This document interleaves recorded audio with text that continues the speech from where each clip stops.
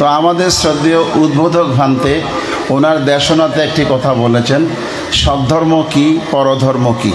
তো সহজ কথায় যেটাকে সদ্ধর্ম বলা হয়, সদ্ধর্ম হলো সত্য ধর্ম, যেটাকে কেউ মিথ্যা প্রমাণ করতে পারে না। সেটা কি? ভগবান তথাগত বুদ্ধ উচ্চারণ করেছেন, মার্গাঙ্গিক সেট্টু স্বচ্ছানং চাতুরোপাদ। মার্গসমূহের মধ্যে অর্থাৎ যত প্রকার মুক্তির রাস্তা আছে, মার্গ আছে, পথ আছে, ওয়ে আছে, তার মধ্যে হলো আর্যাষ্টাঙ্গিক মার্গ শ্রেষ্ঠ। সত্যসমূহের মধ্যে হলো চতুরার্য সত্য শ্রেষ্ঠ। যেই ধর্মে চতুরার্য সত্য সমন্বিত থাকে, যেই ধর্মে চতুরার্য সত্যের বর্ণনা আছে, যেই ধর্মে চতুরার্য সত্যকে ব্যাখ্যা করা হয়, মূলত সেটাকেই স্বধর্ম বলা হয়। অর্থাৎ চতুরার্য সত্য কি আপনারা সকলেই জানেন। জগতে কি আছে? দুঃখ আছে। আমরা যতই সুখ দেখি না কেন, কিন্তু পরিণামে কিন্তু এটা দুঃখের রূপ ধারণ করে। তো এই জন্য বলা হচ্ছে যথা জাতিপি দুঃখ। জাতি মানে আমরা যেটা নেশান বলি, এটা নেশান না। এখানে জাতি শব্দের অর্থ হলো জন্ম। বুদ্ধ বলেন জন্মটা দুঃখ। জন্ম হলেই মানুষের পরিবর্তনশীলতা আসে, জীর্ণতা আসে, ধীরে ধীরে দেহের পরিবর্তন ঘটে। এটাকে বলা হয় জরা। জরা দুঃখ। আমাদের দেহে ৯৬ প্রকার রোগের উৎপত্তি হয়। এই বিভিন্ন রোগকে বলা হয় ব্যাধি দুঃখ। তাহলে জরা দুঃখ, জন্ম দুঃখ না সুখ? যদিও আমরা মনে করি একটা ছেলে বা মেয়ের যখন জন্ম হয় তখন আমরা হলুদ্ধ্বনি উল্লাস করি, আমরা বার্থডে পালন করি।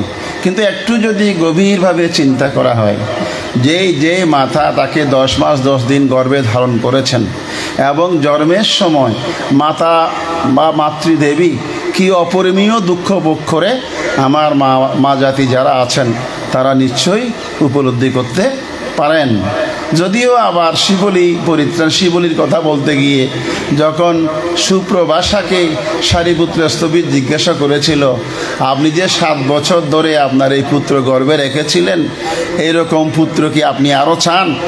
তখন সুপ্রভাষা বলেছিল, আমি এইরকম আরও 10টি পুত্র চাই।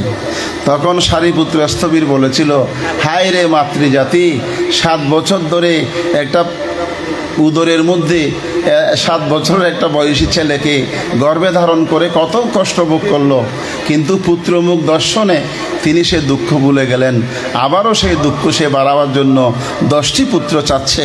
হায় রে অবোধ নারী, হায় রে অবোধ দুঃখ, এই দুঃখ উপলব্ধি করতে পারছে না। তাহলে এখানে জন্মটা আমরা অনেকেই জানি, পুত্র জন্মদানের সময় অনেক মায়ের মৃত্যু ঘটে, পুত্র জন্মদানের সময় অনেক সন্তানের মৃত্যু ঘটে। এটা কত মহা দুঃখ, এটি আমরা সবাই একটু চিন্তা করলে উপলব্ধি করতে পারি। আমাদের দেহটা আমরা যখন জন্ম নিই, আমাদের যে পরিবর্তনশীলতা, হয়তো যৌবন পর্যন্ত আমরা সঠিক থাকি যতদিন পর্যন্ত আমরা রোগাক্রান্ত ব্যাধি আক্রান্ত না হই।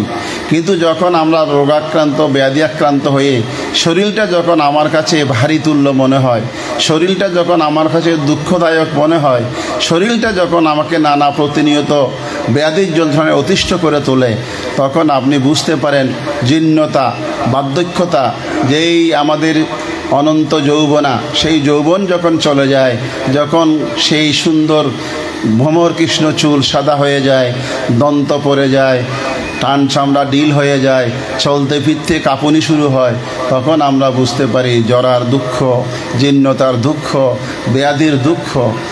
অপরাপর দুঃখগুলিতে আমরা সহজেই বুঝি। বুদ্ধ যেটা বলেছেন, প্রিয়জনের বিয়োগ দুঃখ, নিজের পুত্র কন্যা আত্মীয় স্বজন স্বামী বন্ধু বা আপনজন মাতা পিতা যখন আমাদের কাছ থেকে চিরতরে বিদায় নিয়ে যায়, সেটার জন্য কীরকম দুঃখ আমরা সকলেই জানি।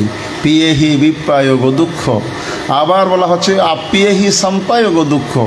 অপ্রিয় সংযোগ দুঃখ কি? যে এই সন্তান আমি চাই না, আমি চাই আমার ছেলে শান্ত, সুবোধ, শিক্ষিত, জ্ঞানী, পণ্ডিত, আদর্শবান ছেলে হোক, কিন্তু শত চেষ্টা করেও দেখা গেল কুসঙ্গী, কুপুত্র, কুমানুষের সাথে মেলামেশা করে আমার ছেলে কুসন্তান হয়ে গেল, দস্যু হয়ে গেল, তস্কর হয়ে গেল, খারাপ ছেলে হয়ে গেল এবং সন্ত্রাসী ছেলে হয়ে গেল। এবং সেই ছেলেকে ত্যাগও করা যাচ্ছে না, বেরও করে দেওয়া যাচ্ছে না, পুত্র না বলেও স্বীকার করা যাচ্ছে না। তার কারণে আপনি অনবরত পারিবারিক দুঃখ ভোগ করছেন। জ্ঞাতি স্বজন, বন্ধুবান্ধব, আত্মীয়, সভা সমিতি সব জায়গায় আপনার পুত্রের দুর্নাম কুনাম রচিত হচ্ছে, ফলে আপনি মানসিক যন্ত্রণায় অস্থির হচ্ছেন।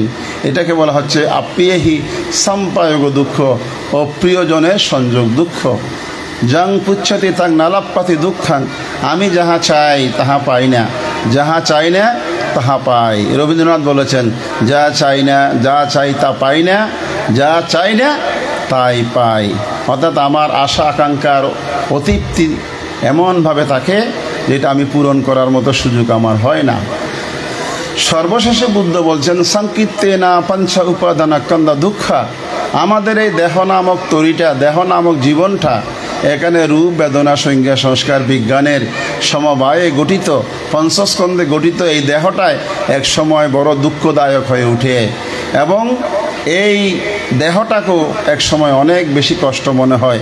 আপনারা যারা যুবক আছেন তারা হয়তো দেহটা কীরকম দুঃখ বুঝবেন না, কিন্তু কৃষ্ণমোহনের মতো যাদের বয়স হয়েছে, যাদের আপনারাও যখন আস্তে আস্তে সেই অবস্থায় পৌঁছবেন তখন বুঝবেন যে দেহটাও আমাকে কত কষ্ট দিচ্ছে।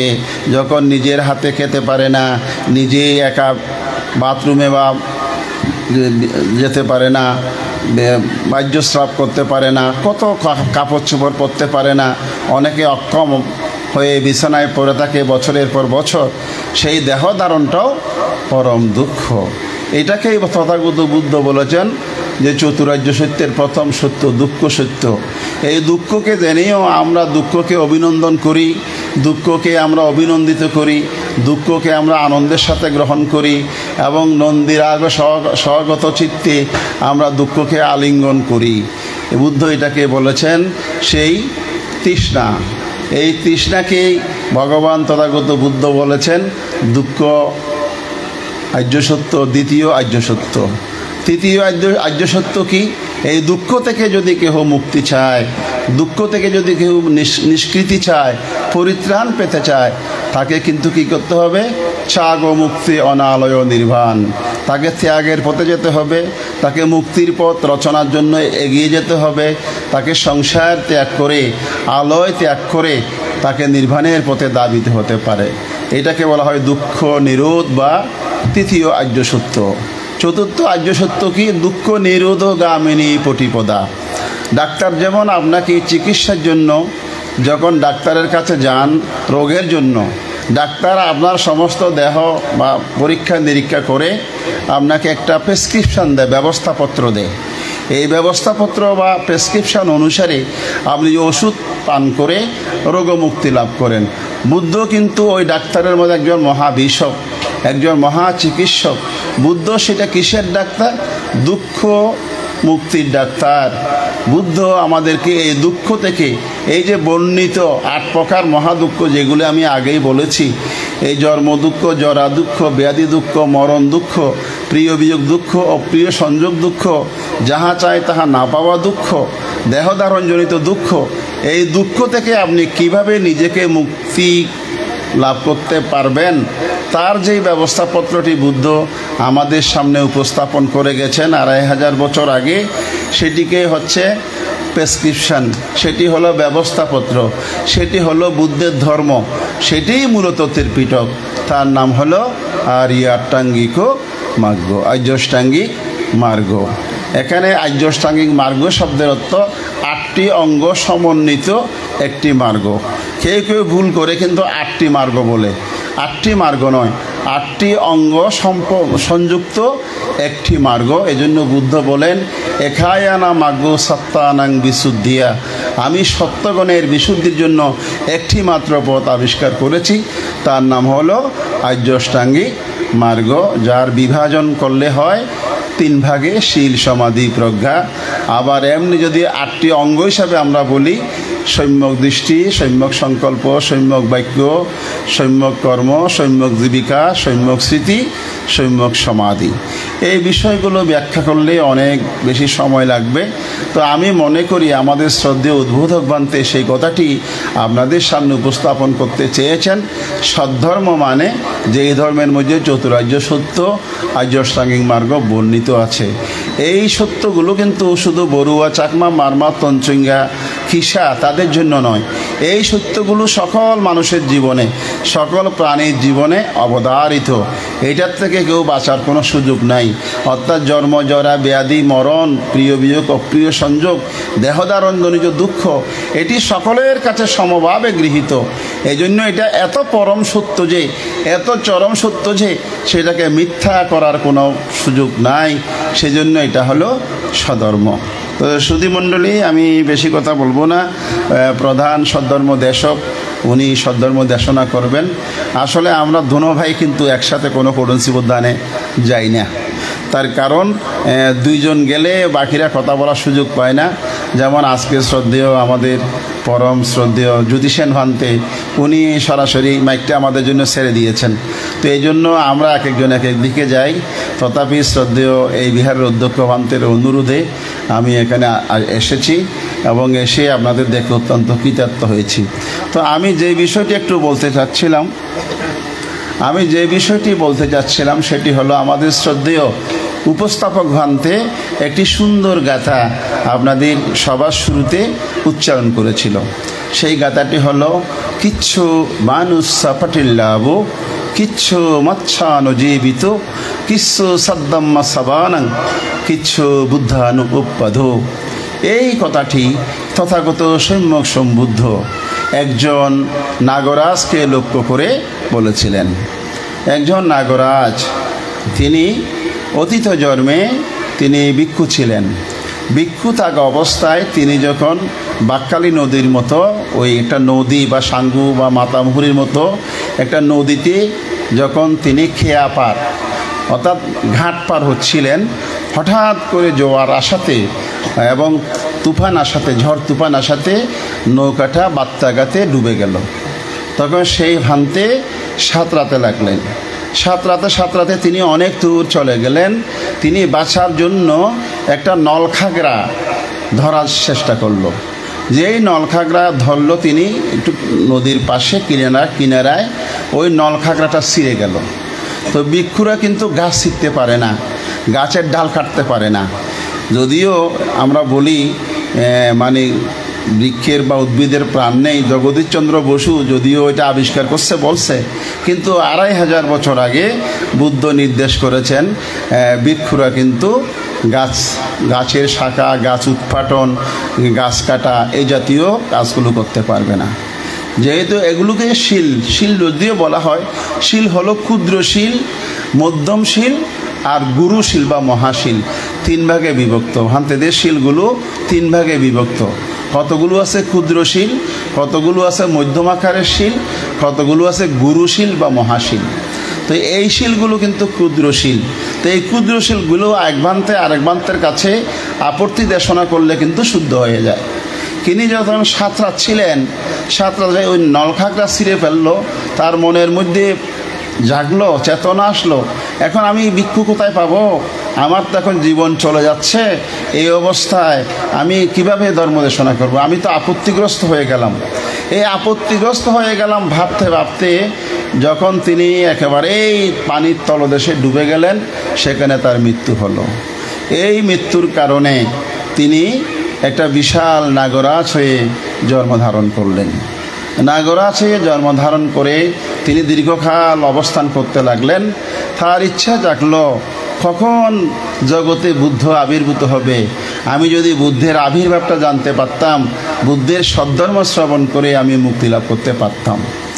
যেহেতু তিনি মনুষ্যলোক থেকে বিবর্জিত, দূরে অবস্থান, নাগলোকে অবস্থান, তাই তিনি গঙ্গার পারে সমুদ্রের সৈকতে একটি সুন্দর নারী মুক্তি তুলে ধরতেন, একটা সুন্দরী নাগকন্যা, সেটা মনুষ্যবেশ ধারণ করিয়ে তুলে ধরতেন। তিনি সেখান থেকে বের হয়ে মনুষ্যবেশ ধারণ করে বলতেন যে আমার প্রশ্নগুলোর উত্তর দিতে পারবে তাকে আমি এই সুন্দরী সুজাত কন্যাটি সম্প্রদান করব।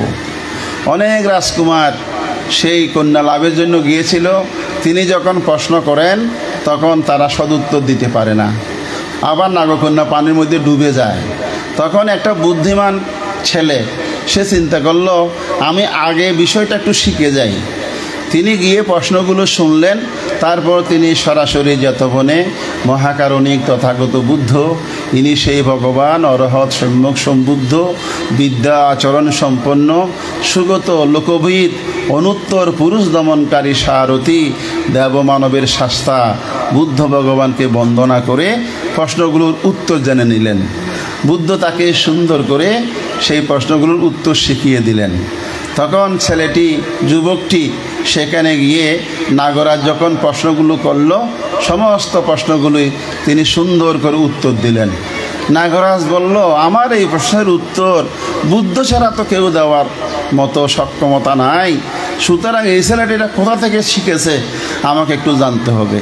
তখন তিনি সেই ছেলেটিকে বলল আমি তোমাকে কন্যা সম্প্রদান করব, এই কথা ঠিকই আছে এবং কন্যা সম্প্রদান করছি, কিন্তু তোমার কাছ থেকে আমি একটু জানতে চাই তুমি এই গাথা কোথা থেকে শিখে এসেছো। তখন সে বলল আমি সেই শ্রাবস্তিতে অবস্থানরত মহাকারণিক সেই মহাকরুণাঘন তথাগত বুদ্ধের কাছ থেকে এটা শিখে এসেছি। তিনি কৃতার্থ হলেন। বুদ্ধ নাম শ্রবণে তার সমস্ত দেহ রোমাঞ্চিত হলো। তিনি উপলব্ধি করলেন যে জগতে বুদ্ধের আবির্ভাব ঘটেছে। তখন তিনি বুদ্ধের কাছে গিয়েছিলেন এবং বুদ্ধের কাছে স্বধর্ম শ্রবণ করে সেই তির্যকুল থেকে মুক্ত হয়ে পরবর্তীতে আবার দুর্লভ মানবত্ব লাভ করে অরহত্ব ফল লাভ করেছিল।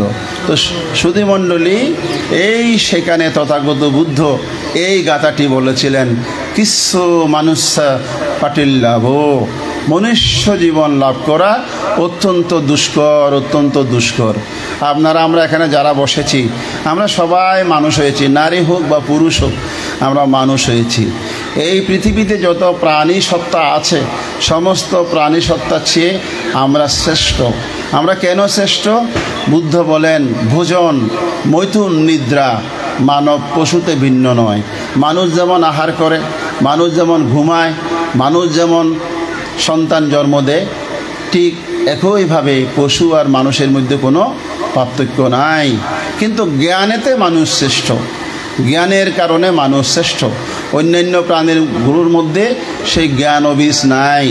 জ্ঞান অবিষ না থাকায় আমাদের দর্শনের ভাষায় তাদের মধ্যে রেশনালিটি, বুদ্ধিবৃত্তি নাই।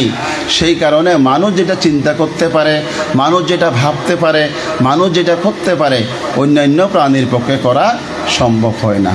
আমরা যে মানুষ হতে পেরেছি এটা অতীতের মহাকুশলের প্রভাবে আমরা মানুষ হয়েছি। এবং মহাকুশলের প্রভাবে শুধু আপনি মানুষ হলে হবে না, আপনি মানুষ হলেন আপনি কিন্তু অন্ধ, আপনি মানুষ হয়েছেন আপনি কিন্তু খঞ্জ, আপনি মানুষ হয়েছেন আপনি বোবা, কথা বলতে পারেন না। আবার যিনি বোবা তিনি কানেও শোনে না, আপনি বধির হলেন। আপনি মানুষ হয়েছেন চিররোগা, আপনি খেতে পারেন না, চলতে পারেন না, অপরের সাহায্য ছাড়া উঠতে বসতে পারেন না, চিররোগা। আপনি মানুষ হয়েছেন আপনি পাগল, অজ্ঞানী, বিকৃত মস্তিষ্ক। তাহলে কি আপনার মনুষ্য জীবন সার্থক হলো? অবশ্যই সার্থক না। কারণ ওই মনুষ্য জীবনে আপনি নতুন কিছু করার, নতুনভাবে বাছার, নতুনভাবে উপলব্ধি করার কোনো সুযোগ নেই। তো সেজন্য বুদ্ধ মনুষ্য জীবনকে অত্যন্ত সুদুর্লভ বলেছেন। তথাগত বুদ্ধ উদাহরণ দিয়েছেন ত্রিপিটকে।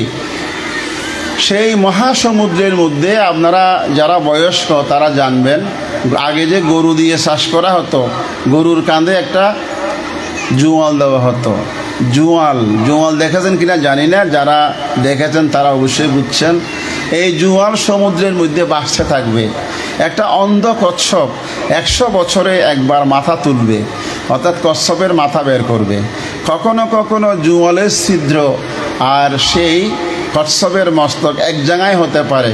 সেটা যেমন কঠিন, তার চেয়ে কোনো নর বা নারী একবার যদি মানব জীবন হারিয়ে ফেলে ওই মনুষ্য জীবন ফিরে পাওয়া অনেক বেশি কঠিন। আর একটি উদাহরণ দিয়েছে, হাজার হাজার যোজন দূরে সেই ব্রহ্মলোক থেকে একটা সুতা নিচের দিকে ফেলে দেওয়া হলো, মাটিতে একটা সূচ পড়ে আছে, কোনো কারণে বাতাসও চলবে বা সব কিছু ঠিক থাকবে, কখনো কখনো ওই সুতার সাথে মাটিতে পড়ে থাকা সূচের ছিদ্রার মধ্যে প্রবেশ করানো যতটা কঠিন, তার চেয়ে একবার মনুষ্য জন্ম হারিয়ে ফেললে সেটি ফিরে পাওয়া অনেক অনেক বেশি কঠিন। তাই বুদ্ধ বলেন মনুষ্য জীবনটা লাভ করা বড়ই দুষ্কর। কিচ্ছু মানুষ সাপাটিল লাভ, আবার শুধু মানুষ হলেন কিন্তু মানুষের মতো আপনি জীবন করতে পারলেন না। আপনি শিক্ষায় দীক্ষায় জ্ঞানে ধ্যানে দান শীল ভাবনা মাতা পিতার সেবায় শ্বশুর শাশুড়ির সেবায় জ্ঞাতি মিত্রের সেবায় সমাজকর্মে কোনো ক্ষেত্রে আপনি কোনো অবদান রাখতে পারলেন না। আপনি শুধু খেলেন ঘুমালেন, জীবনটা চলে গেল, অর্থাৎ শৈশব গেল হাসিতে খেলিতে, যৌবন গেল রঙ্গরসে, বাদ্যকাল গেল কাঁদিতে কাঁদিতে। আপনার সেই রকম যদি জীবন হয়ে যায়, যদি যথাযথ মনুষ্যত্ব আপনি লাভ করতে না পারেন, সমুন্নত হতে না পারেন, মানুষের মধ্যে শ্রেষ্ঠত্ব অর্জন করতে না পারেন, তাহলে কিন্তু সেই মানব জীবনও বৃথায় পর্যবসিত হয়। এজন্য বলা হচ্ছে মানুষ জীবন লাভ করা যেমন কঠিন, মানব জীবন লাভ করা কঠিন, তার চেয়ে আরও বেশি কঠিন সুন্দরভাবে মানব জীবনকে পরিচালিত করতে পারা।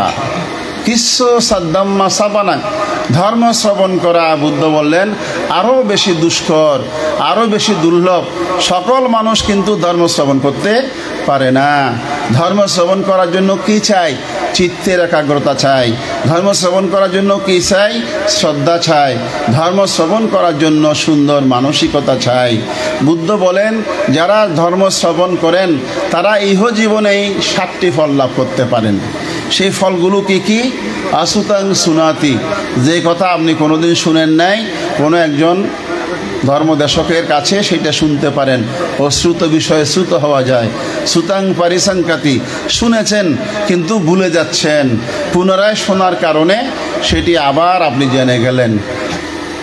শঙ্কা বিতরতি, কোনো একটা বিষয়ে আপনার সন্দেহ আছে, এটা এইভাবে বলছিল মনে হয়, এইভাবে বলছিল মনে হয়, কিন্তু বারবার শোনার কারণে সন্দেহ দূরীভূত হয়। চিত্তে না প্রসন্ন হতি, ধর্ম শ্রবণ করার কারণে কি হয়? চিত্তের মধ্যে প্রসন্নতা চলে আসে, চিত্তের মধ্যে অনাবিল পবিত্রতা চলে আসে, এবং ধর্ম শুনতে শুনতে চিত্ত যখন তন্ময় হয়ে যায় তখন সেখানে কি উৎপন্ন হয়? সেখানে পাইয়া উৎপাদ হতি, প্রজ্ঞা উৎপন্ন হয়। প্রজ্ঞা উৎপন্ন হলেই আপনি কোনটা সত্য আর কোনটা আলো সেই বিষয়ে বিচারী প্রস্তুতি ধারা। এটা আপনারা রাজহংসের নাম শুনেছেন। রাজহংসকে যদি দুধ আর পানি গামলার মধ্যে মিশিয়ে দেওয়া হয়, কিন্তু রাজহংস দুধগুলোকে ফেলবে, পানিগুলো থেকে যাবে। এটা একটা রাজহংসের ধর্মতা। অর্থাৎ যত দুধ আপনি মিশাই দেন ওখানে পানিও মিশাই দেন, পানি কিন্তু রাজা খাবে না, পান করবে না, সে কিন্তু দুধগুলোই পান করে ফেলবে, পানিটা পরে থাকবে। তেমনি যে সমস্ত নরনারী বুদ্ধিমান মেধাবী জ্ঞানী তারা যখন ধর্মসভায় যায়, তারা ধর্মসভায় অনেকের অনেক কথা শুনে, যে কথাগুলো গ্রহণযোগ্য তারা সেগুলি গ্রহণ করে, যে কথাগুলো বর্জনীয় অর্থাৎ আমার প্রয়োজন আসবে না এগুলি তারা পরিহার করে।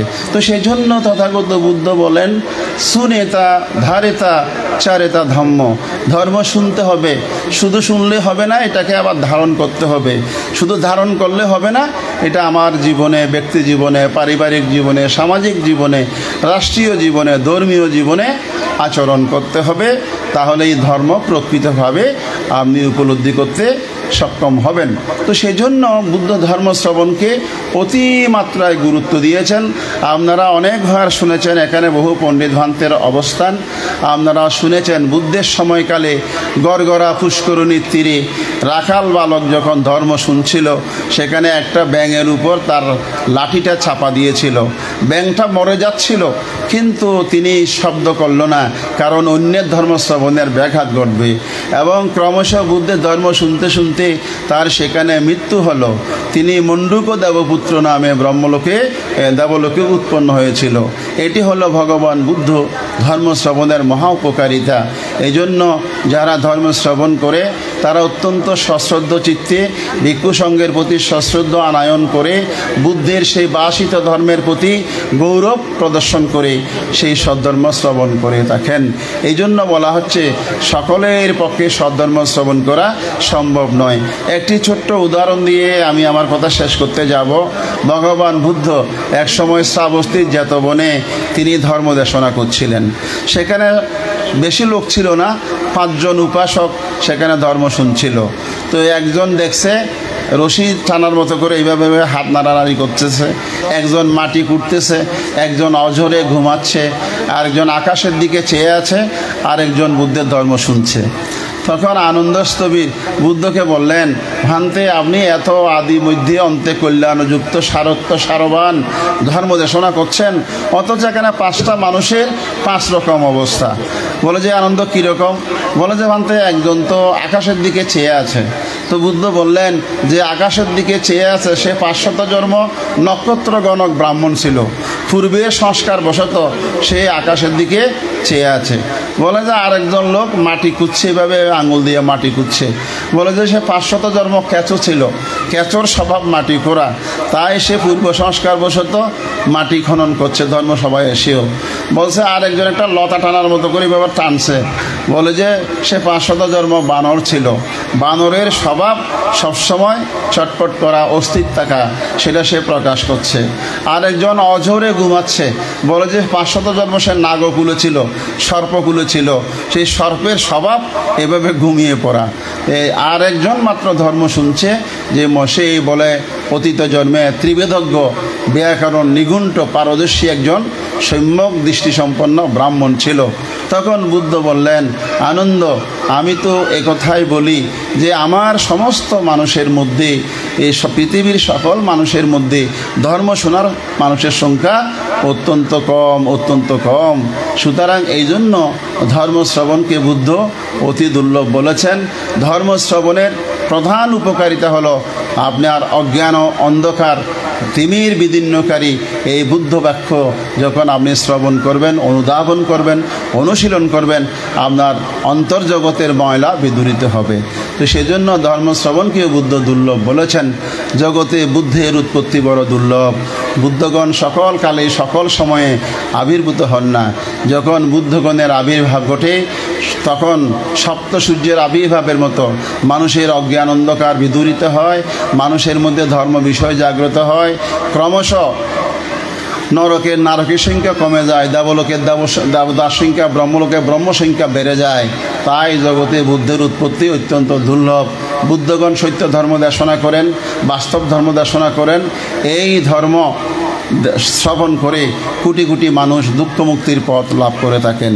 আজকে যে আপনারা অনুষ্ঠান সম্পন্ন করছেন এটি বুদ্ধের ওই দেশিত ধর্মের একটি অনুবর্তন। সুধীমণ্ডলী, আপনাদেরকে মনে রাখতে হবে এখন হয়তো বুদ্ধ পৃথিবীতে নাই। এটা কি সত্য? আপনারা সবাই বলো আসলে তো বুদ্ধ নাই, কিন্তু আসল বুদ্ধ মানে ঐতিহাসিক বুদ্ধ নাই। রাজপুত্র সিদ্ধার্থ যিনি সংসার ত্যাগ করে 35 বছর বয়সে বুদ্ধত্ব লাভ করে, 45 বছর ধর্ম দেশনা করে 80 বছর বয়সে কুশিনারায় পরিনির্বাপিত হন, সেই ঐতিহাসিক জীবিত বুদ্ধ নাই। কিন্তু বুদ্ধ পরিনির্বাণের আগে তার শিষ্যদেরকে আনন্দকে বলেছিল, আনন্দ তোমরা মনে করো না আমার পরিনির্বাণের পর জগতে বুদ্ধ নাই। বুদ্ধের দেশিত 84,000 ধর্মস্কন্ধ সমগ্র ত্রিপিটককে তোমরা বুদ্ধরূপে মান্য করবে। এটাকে বলা হয় ধর্মকায় বুদ্ধ।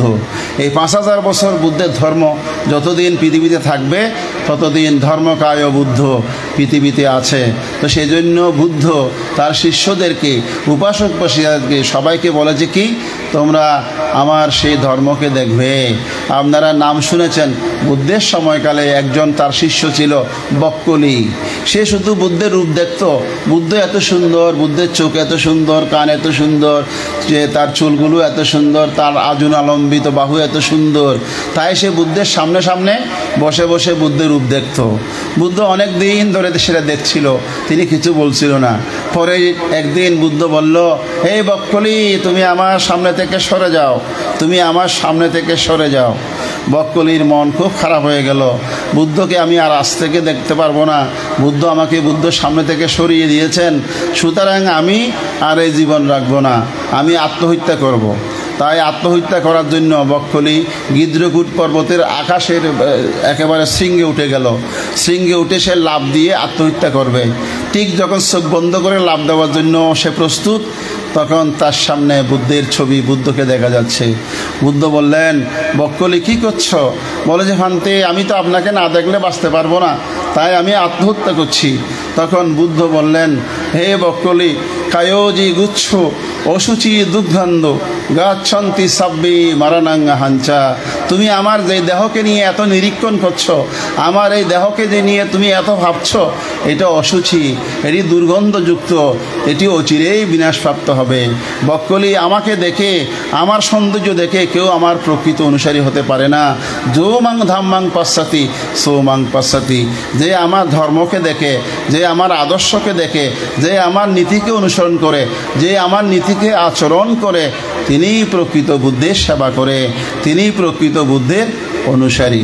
সুতরাং আমরা জন্মগতভাবে বড়ুয়ার ঘরে জন্ম নিয়েছি, চাকমা মারমা ঘরে জন্ম নিয়েছি, যে বৌদ্ধ, এই বৌদ্ধ কিন্তু প্রকৃত বৌদ্ধ নয়।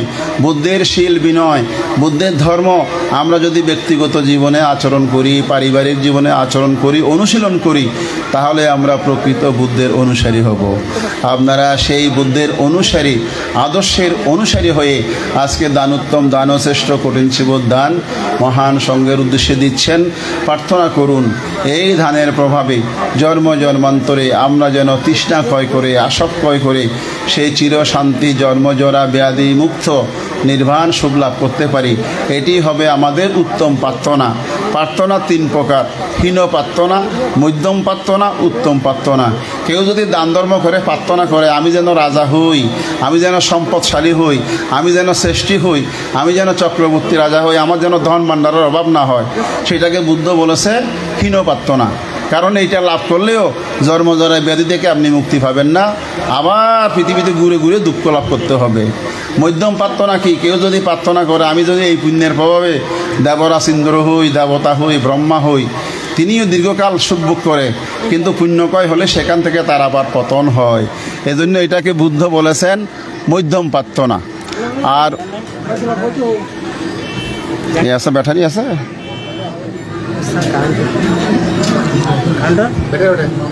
ওই ম্যাকটা দেখ না।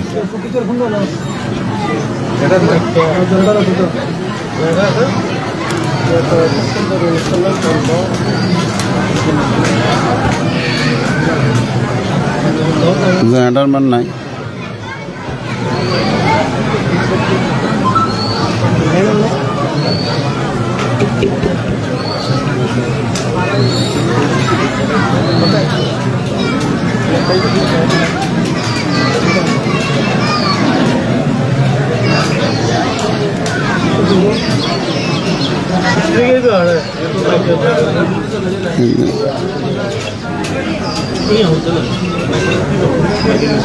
ও কেন করিব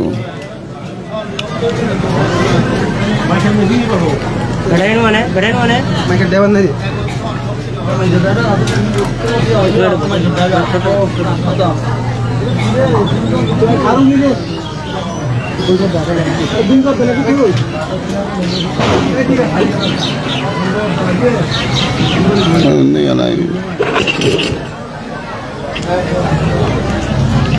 আবার ভালো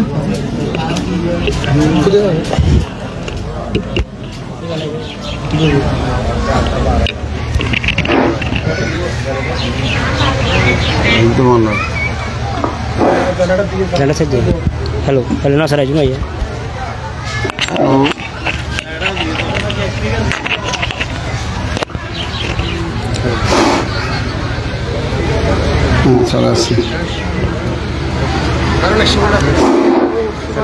সুধীমণ্ডলী, আমি আমার কথা শেষ করতে যাচ্ছি।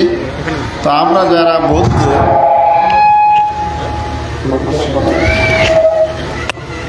যারা বৌদ্ধ, তারা কিন্তু হীন প্রার্থনা, মধ্যম প্রার্থনা করি না, আমরা সবাই উত্তম প্রার্থনা করি। আপনারা পানি ঢালার সময় বলেন ইধাংমে পুইয়াং আসবা খায়া ভাং হতো নিব্বান আচ্ছা পাশ্চায় হতো। এটার বাংলা হলো, এই পুণ্যের প্রভাবে আমাদের আসক্তিসমূহ ক্ষয় হোক, নির্বাণ লাভের হেতু হোক। কারণ বৌদ্ধেরা দেবকুল ব্রহ্মকুল নিয়ে সুখী নয়। বুদ্ধ সেটা দেখেছেন জন্মান্তরে, তিনি দেখেছেন ব্রহ্মলোক হলেও মানুষের পতন হয়, এবং সেটি বুদ্ধ উদাহরণ দিয়ে দেখিয়েছেন। একবার তিনি যাওয়ার সময় একটা শুকুর শাবিকাকে দেখিয়েছিলেন আনন্দকে, দেখো আনন্দ, এই শুকুর শাবিকা কিন্তু এই এক জন্ম আগে সে কিন্তু মহাব্রহ্মা ছিল, তার আর এক জন্ম আগে সে একটা রাজকুমারী ছিল, তার এক জন্ম আগে সে একটা মুরগি ছিল। এভাবে যে কর্মের প্রবাহ পরিবর্তন, একেবারে ব্রহ্মলোকী আবার নিচের দিকে চলে আসে। এই জন্য বুদ্ধ তৃষ্ণা ক্ষয়ের কথা বলেছেন, দুঃখ মুক্তির কথা বলেছেন, নির্বাণের কথা বলেছেন। সুতরাং বৌদ্ধ হিসাবে আমাদের প্রার্থনা, আমাদের জন্মান্তরে অসৎ অজ্ঞানী হিমিনা পুইয়া কাম্যেনা মামে ভালা সমাগম, অজ্ঞানী মূর্খের সাথে আমার সমাগম না হোক, জ্ঞানী পণ্ডিতের সাথে সমাগম হোক। তো মূর্খ কাকে বলা হয়? আমরা অনেকে মনে করি লেখাপড়া যারা না শিখে তারা মূর্খ, যারা লেখাপড়া শিখেছে তারা জ্ঞানী বা শিক্ষিত। আসলে কথাটা সঠিক নয়। মূর্খ বুদ্ধ তাদেরকে বলেছেন যারা সত্য কথা বলে না, সৎভাবে সদ্বাক্য ভাষণ করে না, যারা সৎকর্ম করে না, যারা সৎ চিন্তা করে না, যারা কুচিন্তা করে, কুকথা বলে, কুকর্ম করে, তারা হলো মূর্খ। আর যারা সুকথা বলে, সুচিন্তা করে, সুকর্ম করে, তারাই পণ্ডিত। তো আপনারা সবাই জ্ঞানী হবেন, পণ্ডিত হবেন। পাশাপাশি শিক্ষক হিসাবে আমি একটা কথা বলতে চাই, আপনাদের ছেলে মেয়েদেরকে সাধারণ শিক্ষা এবং ধর্ম শিক্ষায় উন্নত করবেন। সাধারণ শিক্ষার পাশাপাশি যদি ছেলে মেয়ে ধর্ম শিক্ষায় উন্নত না হয়, ছেলেরা বিপদগামী হচ্ছে। আমি বলতে চাই যে আমাদের সমাজের অনেক শিক্ষিত ছেলে মেয়ে ধর্মান্তরিত হয়ে তারা চলে যাচ্ছে। তার কারণটা কি? তাদেরকে আমরা ছোটোবেলা থেকে ধর্ম শিক্ষায় সমুন্নত করি নাই। আমি অনুরোধ করব আপনারা প্রতিদিন পরিবারে ছেলে মেয়েদেরকে ধর্ম শিক্ষা দিবেন, সকাল সন্ধ্যা বন্দনা করাবেন, মা বাবাকে নমস্কার করাবেন, বয়োজ্যেষ্ঠ বড় বোন তারা আছে ভাই, তাদেরকে সম্মান করাবেন, গ্রামের বয়োজ্যেষ্ঠ মহল্লক মুরব্বী তাদের প্রতি সম্মান প্রদর্শন করবেন। আর আমাদের মাথার উপর তো আমাদের শ্রদ্ধেয় ভিক্ষু সংঘ আছেই। মাঝে মাঝে ছেলে মেয়েদেরকে বিহারে নিয়ে যাবেন, কঠিন উদ্যানে সভা সমিতি নিয়ে যাবেন। তাদেরকে ধর্ম শিক্ষায় যদি সমুন্নত করতে পারেন, তাহলে আপনার সন্তান আপনার হয়ে থাকবে, আপনার সম্প্রদায় আপনার জাতি হয়ে থাকবে। নাইলে তাদের পেছনে সমস্ত অর্থবিত্ত ব্যয় করে তারা ভুল পথে পাড়ি দিয়ে নিজের জীবনটাকে ধ্বংস করবে, আপনাকে আমাকেও চোখের জলে ভাসাবে, দুঃখ লাভ করাবে।